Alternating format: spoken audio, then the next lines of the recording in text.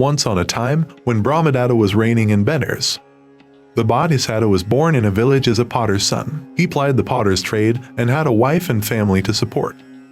At that time there lay a great natural lake close by the great river of Benares. When there was much water, river and lake were one, but when the water was low, they were apart. Now fish and tortoises know by instinct when the year will be rainy and when there will be a drought.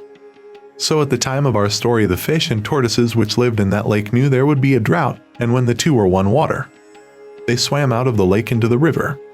But there was one tortoise that would not go into the river, because, said he, "Here I was born, and here I have grown up, and here is my parents' home. Leave it I cannot."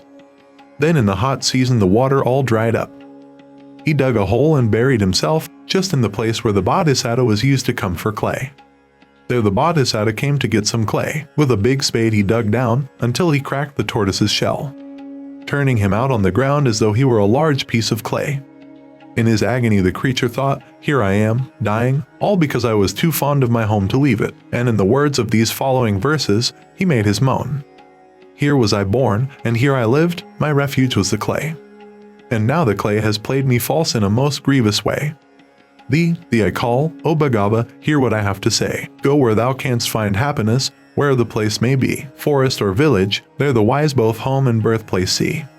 Go where there's life, nor stay at home for death to master thee." So he went on and on, talking to the Bodhisattva, until he died. The Bodhisattva picked him up, and collecting all the villagers addressed them thus.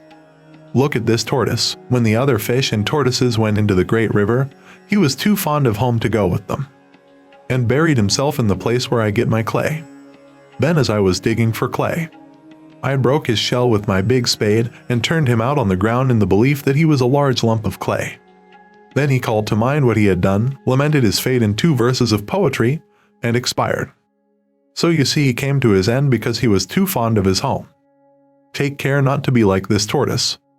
Don't say to yourselves, I have sight, I have hearing, I have smell, I have taste, I have touch, I have a son, I have a daughter, I have numbers of men and maids for my service, I have precious gold.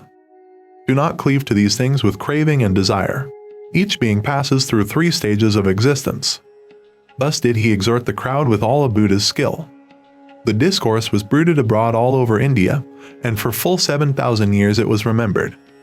All the crowd abode by his exhortation, and gave alms, and did good until at last they went to swell the hosts of heaven.